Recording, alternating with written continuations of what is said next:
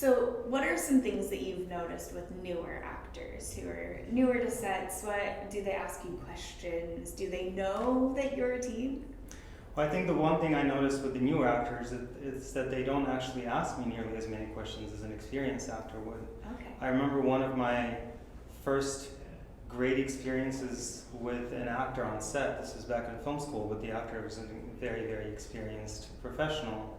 And he was really aware of the focal lengths that I was in, and he really modified his movement based on how tight I was. And I remember he asked me for the first time what my focal length was, and when he found out that I was on 120 or something like that, he changed the way that he was standing up from a seating position to a standing position to make my life as a camera operator significantly easier.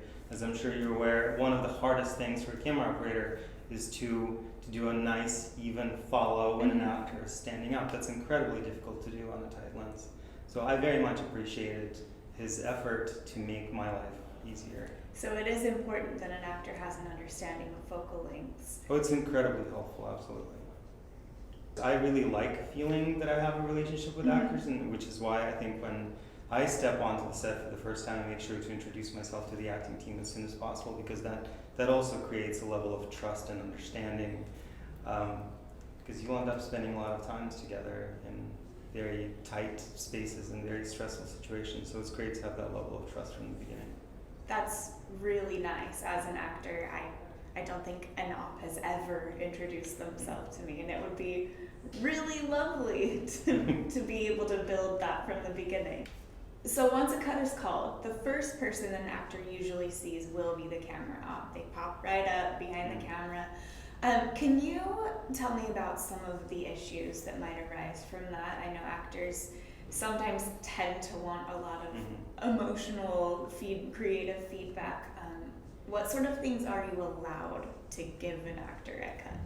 That's a really interesting question, and a tricky situation to be put in diplomatically, because as you can imagine, the camera operator is the first person the actor will look at when it's called cut. And I try to be as neutral as possible at the end of every take. I try to make sure that I don't overstep my boundaries, and it is not my role professionally to tell actors what I think of their performance.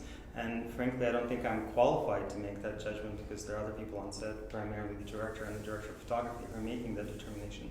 So I try to be as neutral as possible while also being supportive in any way I can.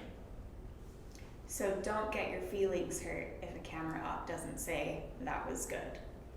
Definitely don't get your feelings hurt. Though I would definitely expect the camera operator not to make some sort of a grimace at the end of a take. The camera operator is there to record the performance of an actor rather than make any sort of a judgment of whether that performance was good or bad.